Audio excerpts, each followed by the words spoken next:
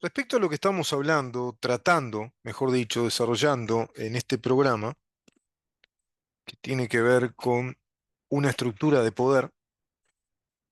esa estructura de poder que está dentro del Estado uruguayo ha sido legislada básicamente en el año 2017 con una Fiscalía General de la Nación y un Código del Procedimiento Penal que pervierten, digamos de modo ostensible, que desconocen ostensiblemente los preceptos constitucionales del debido proceso en caso de enjuiciamientos penales, en caso de justicia penal, cuando alguien es denunciado, como es el caso ahora de el ex intendente de Artigas, Pablo Caram, denunciado por el delito de omisión. Bueno, lo cierto es que la justicia, si hacemos un raconto rápido, la justicia fiscalista o esta fiscalicia que tenemos instalada desde el 2017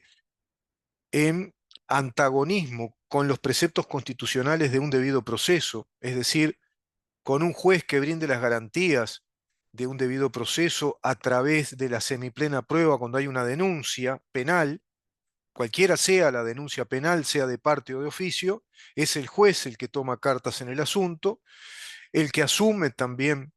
el interrogatorio ante el denunciado, el que accede a todas las pruebas aportadas en calidad de semiplena prueba, quiere decir que esa prueba no es plena, si no ya estaría esa persona condenada, por lo tanto, es la prueba suficiente, según un juez, para abrir una causa penal, que quedará en manos de otro juez a través de un procedimiento aleatorio de sorteo que se realizaba en el Poder Judicial. Todo eso que establece la Constitución desde los artículos 12 al 23, especialmente los artículos 15 y 16, son groseramente violados por este nuevo procedimiento penal, como te digo, de carácter fiscal, fiscalista, es fiscalista acusatorio adversarial, asumen las denuncias los fiscales, tramitan toda la investigación los fiscales toman decisión en cuanto a lo que investigan y lo que van a acusar, y sobre la base de pruebas que están en estricta reserva de una carpeta de especialidad fiscal, es decir, bajo la absoluta, digamos, protección y el hermetismo total que plantea este nuevo Código del Procedimiento Penal respecto a la actividad de los fiscales para que lleguen a esa instancia de la acusación o ir a la instancia, digamos, de un juicio abreviado, de un acuerdo abreviado que se le llama juicio abreviado, burlando groseramente disposiciones constitucionales como el artículo 20, por ejemplo, de la Constitución. Pero no me quiero detener demasiado en eso, está muy explicado en varios programas, hemos explicado todo esto. Simplemente te recuerdo, te repaso este tema para que nos ubiquemos en contexto y entendamos que no se puede gobernar con las herramientas del enemigo. No se puede llevar a cabo una gestión gubernamental y, digamos, pedir el poder político para luego desarrollarlo a través de las herramientas que el enemigo instaló en el Estado. Eso es lo que está pasando en Uruguay. Es eso. Y eso es lo que está arrojando estos efectos, estos resultados muy negativos desde el punto de vista estratégico político para este gobierno. Más allá de la corrupción que existe y que es real, más allá de que es condenable lo que hizo Pablo Caram y que está bien que la justicia se encargue de condenarlo, pero está muy mal que sea una justicia de doble vara, que sea arbitraria, sesgada y que les dé absoluta impunidad a quienes cometieron, pero más delitos que Pablo Caram, muchos más delitos. Ahora, si hacemos un raconto, vemos que esta justicia fiscalista, acusatoria, de régimen neoconstitucional, marxista, instalada en el año 2017, es decir, Fiscalía General de la Nación, Código del Procedimiento Penal, con la ley de género también, toda esa legislación que es brutalmente inconstitucional, se instaló en Uruguay e instaló poderes de Estado. Este gobierno, con el 54% del Parlamento, es decir, del Poder Legislativo, hablamos de mayorías absolutas, pudo haber transformado de modo ostensible, importante o sustantivo estos poderes del Estado que contradicen a nuestra Constitución y por ende a nuestras garantías judiciales, a las garantías de un debido proceso, a las garantías de la prueba en el debido proceso, a las garantías de los jueces imparciales que estén por encima de las partes, que sean eminentemente técnicos y que cumplan con cada una de las etapas procesales penales que son preceptivas, todo eso en derredor de un factor determinante en las garantías de juicio, que es la aportación probatoria, la carga probatoria que el juez debe evaluar, y pruebas que son tasadas, periciadas,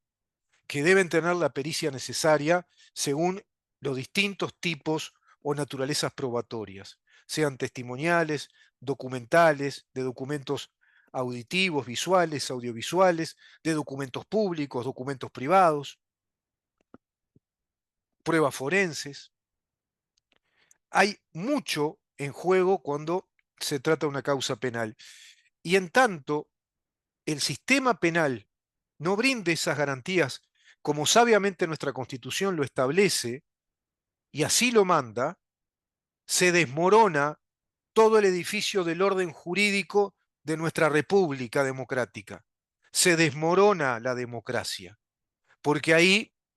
pusieron, pero montañas de TNT,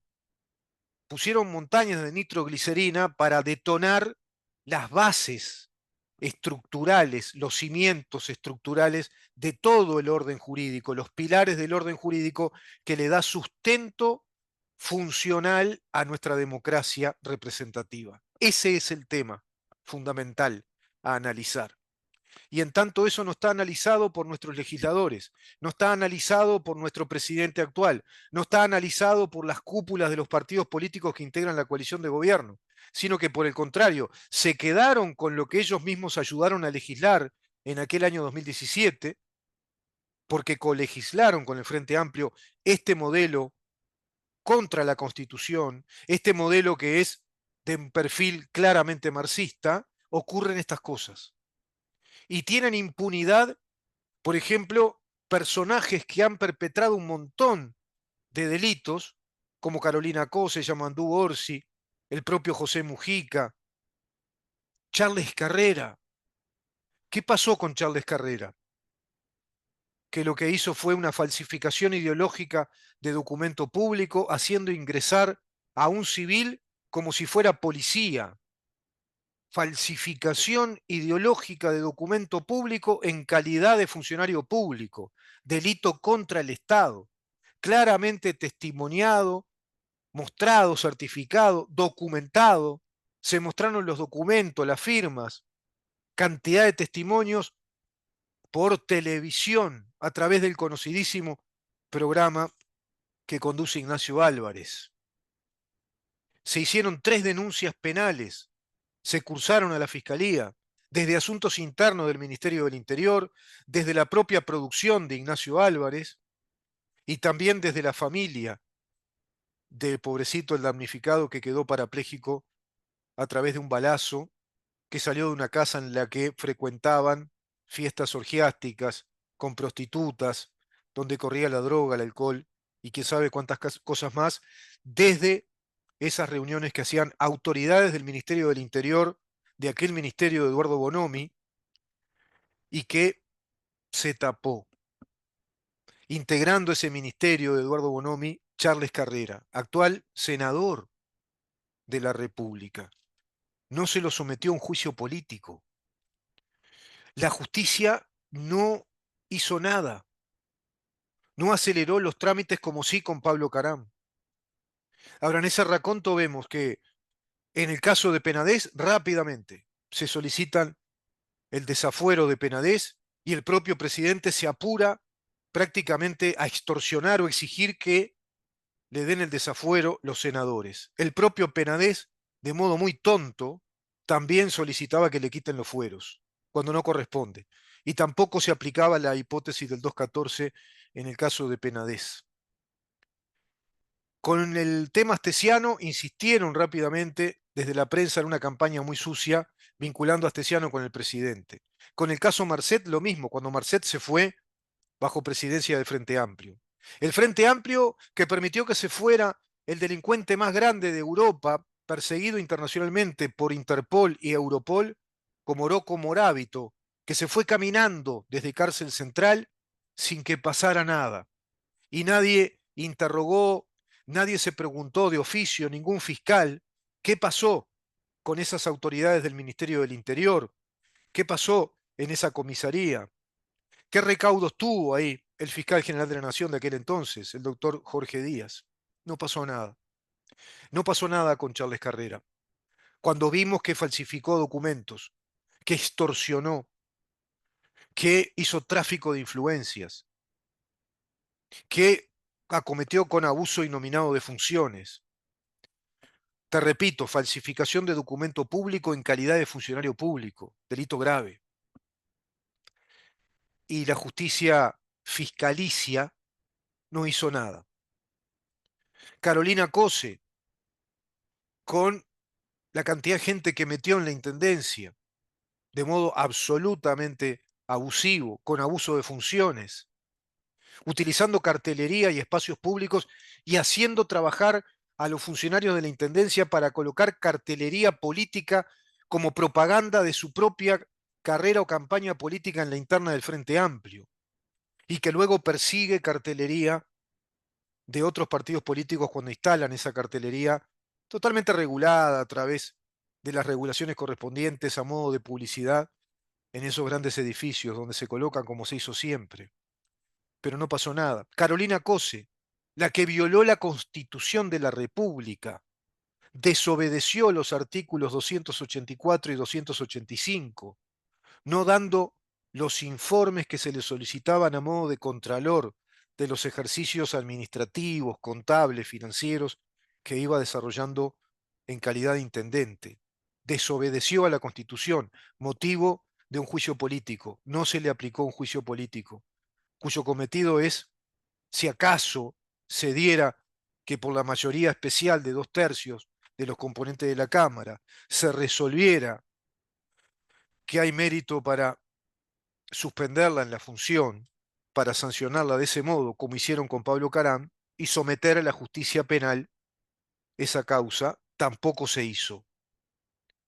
A sabiendas, los senadores de este gobierno que no iban a contar con las mayorías especiales, que ese juicio político no iba a prosperar hacia la órbita de la justicia penal, llamémosla así, pero de todas maneras desobedecieron al artículo 102 también los propios senadores que no llevaron adelante esa propuesta de juicio político, esa denuncia que tramitó la Junta Departamental, dado que es imperativo ir al juicio político una vez que se da la acusación, como lo hizo el tercio de la Junta Departamental de Montevideo. Las auditorías no prosperaron, ninguna. De todas esas auditorías externas e internas de cada una de las empresas del Estado que el Frente Amplio fundió, que directamente fundió, como ANCAP, en prácticamente $1.000 millones. El robo de un dinero de 223 millones de dólares desde una empresa que no existió, Gas Ayago. ¿Qué pasó con Pluna que se fundió de malas a primeras, sí? No hubo concordato, no hubo síndicos, se inventó un remate trucho bajo la presidencia de Mujica, y no pasó nada. Es decir, desde un lado del espectro político, bien hacia la izquierda, y de un sesgo muy claro, de un perfil marxista, hay impunidad. Y bajo este sistema que montaron en el año 2017, que es el sistema de fiscales a través de una Fiscalía General de la Nación, con un régimen de instrucciones a los fiscales para arribar prontamente al juicio abreviado o a la negociación abreviada, violando a la Constitución en los artículos 12, artículo 20, artículo 15, artículo 16, artículo 22. Y no pasó nada. El propio Jorge Díaz, que entró en colisión de interés público con privado cuando cobraba dinero montando una escuela para fiscales para darles cursos sobre las instrucciones que él había creado, que es nada más y nada menos que el estatuto interno que le da funcionamiento a la Fiscalía General de la Nación y cobraba honorarios, cobraba los cursos de especialización, decía, en su escuela para fiscales, siendo él fiscal. Ahí entran en colisión, concurren el interés público con el privado. No pasó nada. Está lleno de casos. Pero para la gente del Frente Amplio hay impunidad. Para el otro lado no. Prontamente la justicia actúa. ¿Esto qué quiere decir? ¿Que está bien que no actúe para ningún lado? No, está mal. Está bien que actúe para los dos lados. Está bien lo que hizo con Caram, pero está muy mal lo que no hizo con Charles Carrera, con Andrade, con Carolina Cose, por ejemplo, con Mujica, con Jorge Díaz y con tantos otros que ahora se me va de la memoria. Pero no actúa, queda todo callado. En ninguna auditoría ha prosperado un trámite penal que sometiera a juicio y condenara a determinados personajes y referentes del Frente Amplio que nos robaron mucho dinero. Es evidente que no se puede desarrollar una buena tarea política y menos pensar en una estrategia posible, si vas a gobernar con los instrumentos del enemigo, con las armas que son del enemigo, porque el enemigo sabe cómo son esas armas, cómo utilizarlas, porque además no solo estás gobernando con las armas del enemigo, sino que estás gobernando con el enemigo por dentro del gobierno que le pediste a la población. ¿Cómo es posible tener una coalición de gobierno que se diga republicana y sustente a una ley que es una vergüenza para todos nosotros como país, como república, como un Estado de Derecho, cuando nos dice que el Estado uruguayo fue un Estado terrorista entre los años 1968 y 1985, a los solos efectos de abonar el relato o la narrativa de un Estado terrorista que perjudicó a esa legión de terroristas contra el Estado? Y así se instala una Fiscalía de Lesa Humanidad a posteriori de la derogación de una ley que por naturaleza jurídica, como lo es la ley de caducidad, es inderogable. No es pasible de recurso alguno, no es pasible de derogación, porque es una renuncia procesal, una renuncia a la pretensión procesal como un modo excepcional o uno de los modos excepcionales de la extinción de los juicios. Artículo 228 del Código General del Proceso de la República Oriental del Uruguay. Y una Fiscalía de Lesa Humanidad que pervierte, que desconoce, que viola al artículo 15, que formula el principio universal del derecho penal de la no retroactividad de la ley penal inexistente en el pasado, como es el caso de los delitos de lesa humanidad, los delitos de terrorismo de Estado, los delitos de invasión o intromisión, como formula el Estatuto de Roma, a su vez consignando en su formulación que entrarán a regir como delitos a partir de la entrada en vigencia del estatuto que es la Corte Internacional Penal, como lo hizo en el año 2002, pero que a su vez en cada país que suscriba entrarán a regir como delitos recién a partir de la fecha en la que ese Estado promulgue la ley, no solo que suscriba al estatuto, sino que promulgue su propia ley interpretativa de esos delitos de lesa humanidad, de terrorismo, etc. En Uruguay se hizo en el año 2006.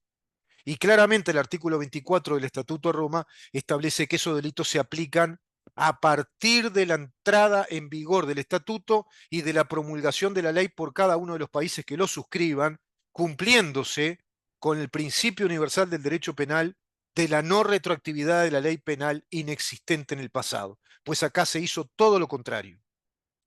todo lo contrario. Y eso siguió en este gobierno. Por lo tanto, este gobierno no nos está gobernando una institucionalidad que se ha legislado en esos años de Frente Amplio, contando con la anuencia, con la complicidad de una gran parte de legisladores que hoy integran este gobierno. Entonces, ¿qué resultado podemos esperar políticamente si no es este tipo de cosas, como las que pasan ahora? con Pablo Caram, como pasó con Gustavo Penadez, como se insistió con los casos Astesiano y Marcet, y así la filtración de información que va construyendo una narrativa del gobierno corrupto, cuando los corruptos de la historia uruguaya, los grandes corruptos por excelencia, en un récord Guinness de corrupción, han sido los frenteamplistas gobernándonos durante 15 años, fundiendo al país, robándole a las empresas público-estatales monopólicas que directamente las fundió. Es impresionante, ¿verdad? Y a raíz de todo esto, emerge la figura del constitucionalista Martín Rizo para decir algo que, si bien es una verdad, si bien es una verdad, porque lo que dice Martín Rizo es que este señor Pablo Carán también debe ser despedido de la función pública, que tiene que ser sancionado con la inhabilitación para la función pública, es decir, para cualquier tipo de función política, como funcionario público desde lo político, pero Martín Rizo no se mostró tan celoso de la República y del Estado de Derecho como constitucionalista con todos estos temas que acabo de dar en un raconto apurado, así de memoria. No se escuchó nunca a Martín Rizo decir que la Fiscalía de Lesa Humanidad es una crasa violación del derecho penal en sus principios generales y universales, del Código vigente del derecho penal uruguayo, artículo 15.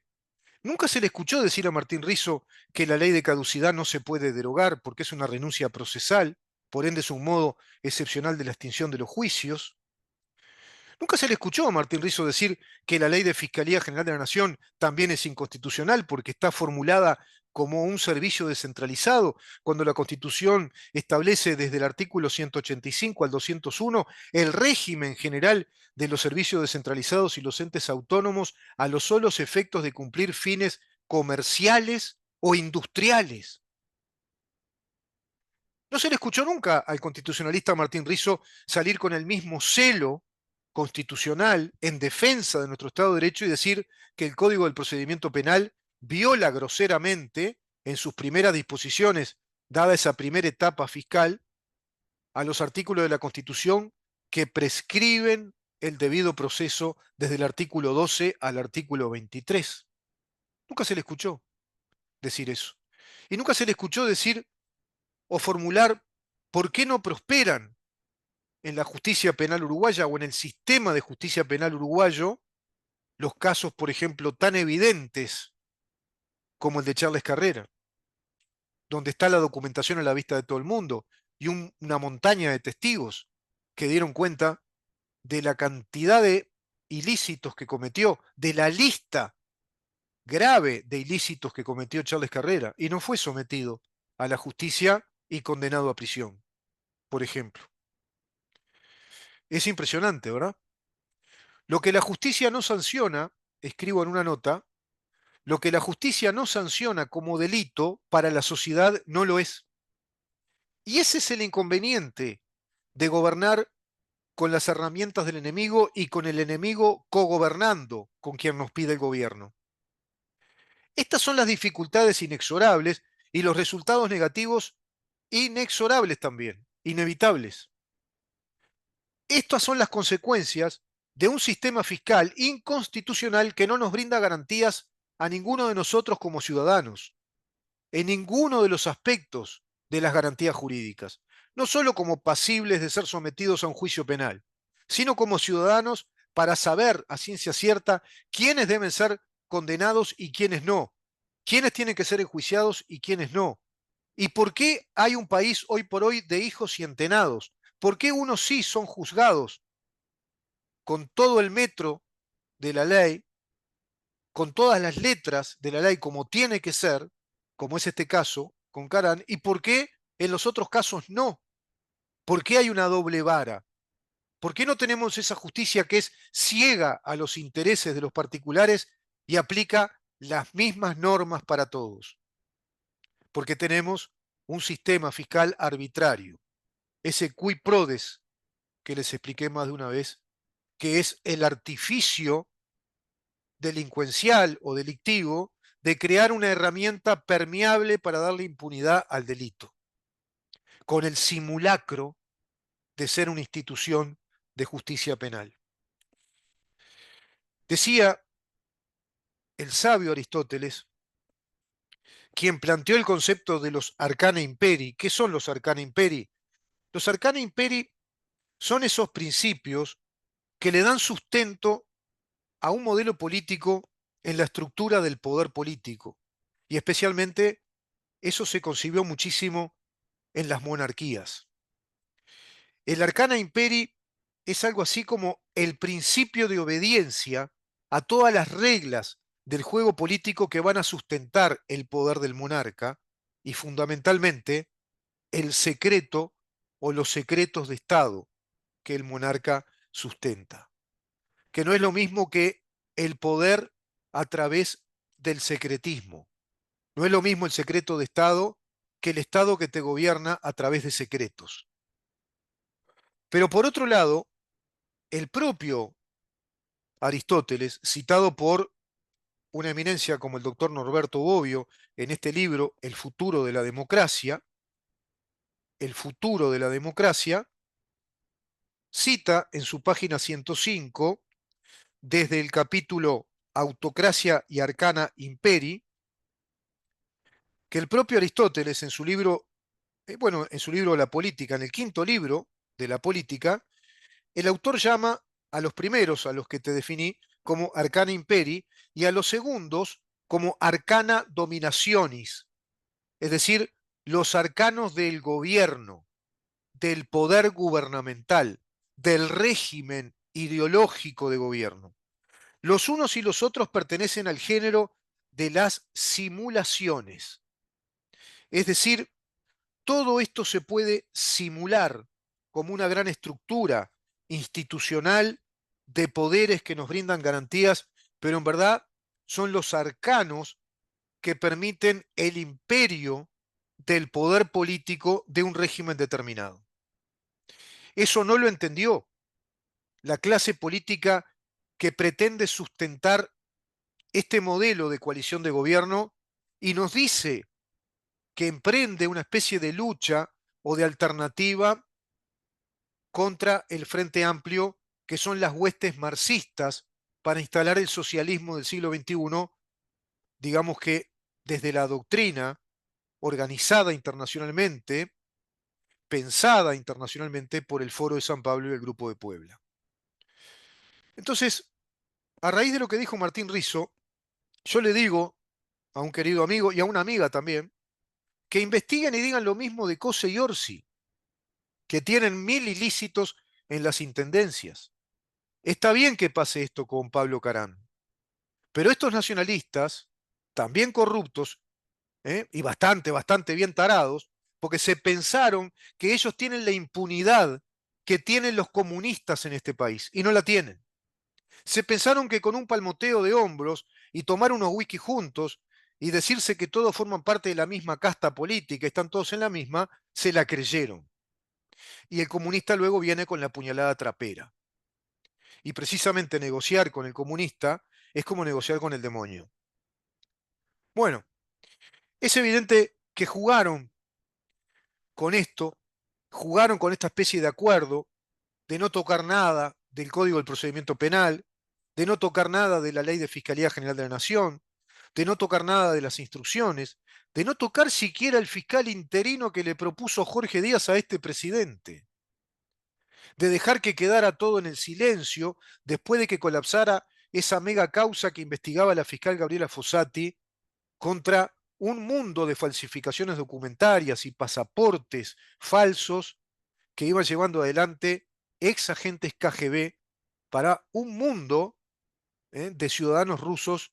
que simulan ser ciudadanos uruguayos, tramitando todo tipo de documentación civil falsa e inclusive la joya de la corona, que es el pasaporte uruguayo, a través de una secretaría privada ilegal que montó José Mujica en el año 2013, porque siguió siendo el mismo terrorista de siempre, ahora con otras estrategias. Ya más viejo, con otra madurez histórica, emprendió por otro lado la revolución socialista marxista contra nuestra República Democrática. Es evidente que el sistema político uruguayo no entendió nada de lo que está pasando realmente en el poder real del Estado. No desactivaron los sindicatos únicos, inclusive a instancias de los reclamos de la OIT, planteándole a este gobierno que Uruguay sigue en la lista negra de unos pocos países que son verdaderamente una bizarrez como tales, porque no respondemos al convenio 98 que Uruguay suscribió, artículo 4, que es la libre disposición de la voluntad de las partes, la libre negociación en las negociaciones laborales y el pluralismo sindical, sino que seguimos con este sistema corporativo y único que favorece al PIT-CNT, lo mismo es decir, favorece al Partido Comunista en el Uruguay. Y siempre lo digo en este programa, lo dije siempre, y los hechos lo van confirmando. Lo que la justicia lauda, el pueblo lo acepta como santa verdad. Lo que la justicia sanciona, lo que la justicia condena o no condena, el pueblo lo acepta como santa verdad. Si la justicia no dice nada, por evidente que resulte la cantidad de delitos que alguien cometió, como el caso de Charles Carrera, ante la opinión pública, todo esto queda como carne de comentarios y especulaciones periodísticas. Y en medio de todo este panorama desolador, ¿qué me dirá, por ejemplo, el diputado Schipani, que es abogado, doctor en Derecho y Ciencias Sociales, que es diputado, es legislador? ¿Qué opina de este panorama que tenemos los uruguayos hoy? Y Martín Rizzo, ¿por qué sale a decir que está muy bien lo que pasó, pero además hay que inhabilitarlo por el delito de omisión, que es una de las causales que está en el numeral 10 del artículo 168? Pero ¿por qué no dijo respecto a todo lo anterior que mencioné, que son verdaderos atentados contra la nación? ¿Por qué no dice nada? ¿Por qué no se escandaliza Martín Rizzo respecto a este plebiscito comunista del PCNT, que lo único que pretende es estropear nuestra constitución y estropear el esquema, el sistema financiero del Uruguay y robarle a los uruguayos 22.500 millones de dólares? ¿Qué te parece? Ese es el contexto en el que estamos en este año electoral. Vamos a una pausa, Martín, y recibimos al diputado, al doctor Felipe Schipani, a ver qué tiene para decirnos respecto a este tema, que es un tema crucial, es un tema de alta sensibilidad en la vida misma de una república democrática, y que hoy no se puede vivir esa vida republicana y democrática porque se ha legislado un sistema de justicia penal que es directamente un atentado contra la Constitución de la República, contra nuestras tradiciones jurisprudenciales y contra nuestra tradición doctrinaria que se basa en la Constitución, en los principios generales del derecho, en las doctrinas más recibidas, en las teorías científicas del derecho para darnos precisamente eso, un Estado de Derecho. Quédate ahí.